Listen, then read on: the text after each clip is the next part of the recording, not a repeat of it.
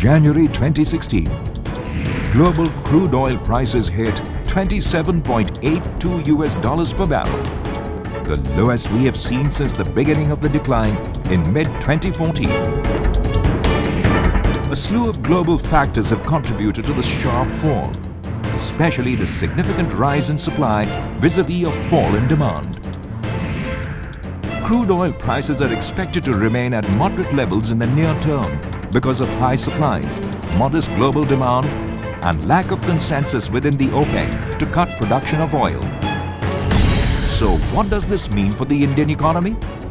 How does it impact the current account deficit? How does it impact the central and state government finances? What does it mean for upstream producers and refineries? And for the common man, how does it impact inflation? What can the stakeholders do to optimize this opportunity and minimize the negative impact? How is it that if the import bill has come down, the trade balance has remained unchanged? Global oil prices affect one and all either directly or indirectly. It impacts the oil producers and marketers, and it impacts the government finances. At an individual level, it impacts the cost of fuel that powers vehicles and even the price of food we eat, among other things. The implications of oil prices, therefore, are massive. PetroFed, along with ICRA, have carried out a comprehensive analysis of the impact of the meltdown of the global oil prices on the Indian oil and gas industry. The study is aimed to enable various stakeholders to assess the macro and micro level impact of the material fall in oil and gas prices on the Indian economy, oil and gas industry participants, and downstream consuming sectors.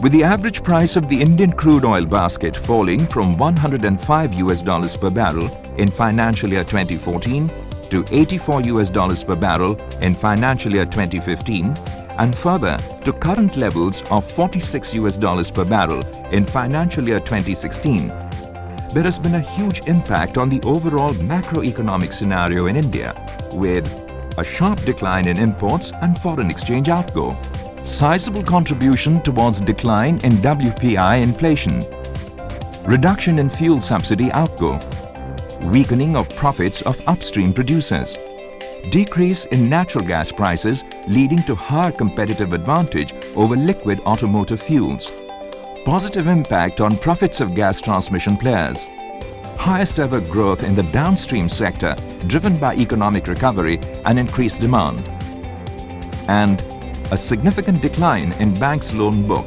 due to reduced borrowing levels and working capital requirements. As per the report, while the fall in crude oil prices may not have been a very positive development for the upstream sector, the downstream sector has benefited materially from the fall in crude oil prices. The impact on midstream companies also has been positive. The reduced subsidy burden has provided the government with an opportunity to invest in socio-economic policies and infrastructure. So, do we need to revisit the cess levied on oil production? Is it time to relook at the subsidy sharing formula? Is it time to consider LPG and kerosene subsidy to only BPL consumers? Will reducing the differentials between petrol and diesel price help?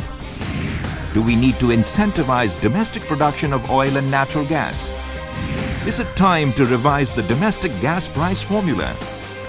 Is it the right time to invest in assets outside India? The study report by PetroFed and ICRA, being released today, provides an insight into the impact that decline in crude oil prices have had on the Indian economy at a more granular level, and provides a direction on the way forward, which will help build a stronger economy and a happier nation.